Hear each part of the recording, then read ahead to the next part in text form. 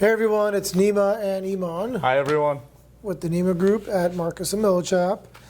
Wanted to tell you about a recent closing of a complicated transaction that we were involved with. We were referred by a transaction attorney that we do some work with. Their client was a church. Their pastor had passed away during COVID, and they gave us the opportunity to sell 3.5 acres of commercial land in downtown Pomona, and it was undeveloped. It was their church, but it came with its challenges, and I wanted to speak to you a little bit about our process, the opportunity, and how we overcame the hurdles. So, Iman, tell us a little bit about the site, what you could do there, and how you researched with the city. So it was around 3.5 acres just south of the 10 in the downtown core part of Pomona. We were really excited. We approached the city. We understood that it was in a downtown specific plan that allowed for a plethora of uses. One of those uses being all kinds of multifamily development. And we marketed as such as an existing commercial building on a large lot with opportunity for all kinds of development, mainly multifamily. It was also in a qualified opportunity zone, which made it quite attractive to a small select group of buyers that were QOZ funds that were set up. But it had its challenges. It had a cell phone tower in the center of the property with a recorded easement from Unison. Prior was LA Cellular, I believe. Yes. On a 99-year lease. And there were a lot of complications in that ground lease that we had to read through. We got our title report. There were probably 24 exceptions on this thing. We had to power through that, understand it, see what items we can remove for our seller. And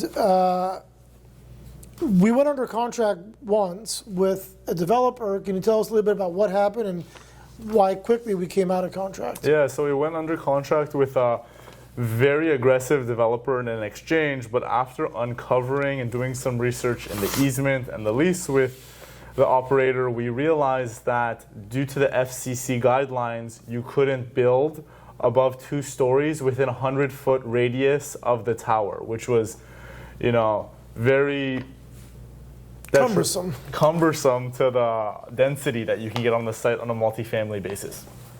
And we had a lot of interest. We probably had over 15, 16 offers.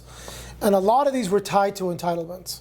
18-month deals, 24-month deals, open-ended deals, where we only close when we get approved, so fingers crossed. And our seller was very, very clear. They only want a short DD and a relatively normal closing, 60, 90 days. When we came out of contract the first time, we learned a ton. The seller learned more than we did because they had no idea about all these issues they had on title and the cell phone tower company. And we have put together a list of questions. Just go through a couple of the questions we ask buyers and how we vet them. Yeah, to qualify the buyers, we ask them questions like how they'll navigate the issues with the cell tower during their due diligence. Do they need to contact the operator?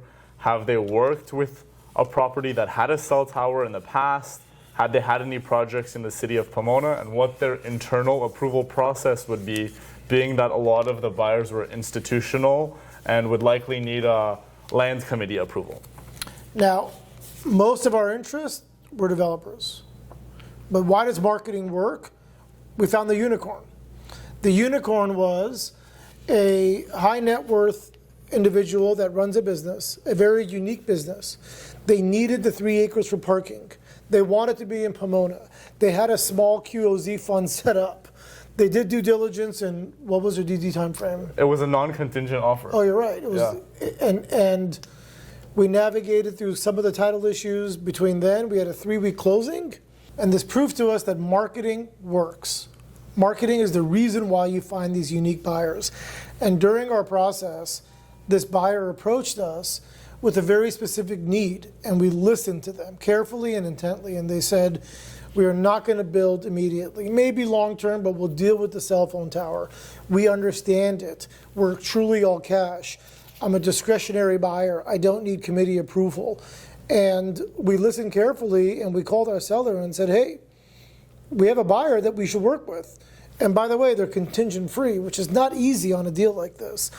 So whoever you end up hiring to sell complicated land, just keep in mind that they have to be able to reach people and they have to be able to listen to know that who's the right person to put in contract, because ultimately it'll make your life significantly easier. Thanks.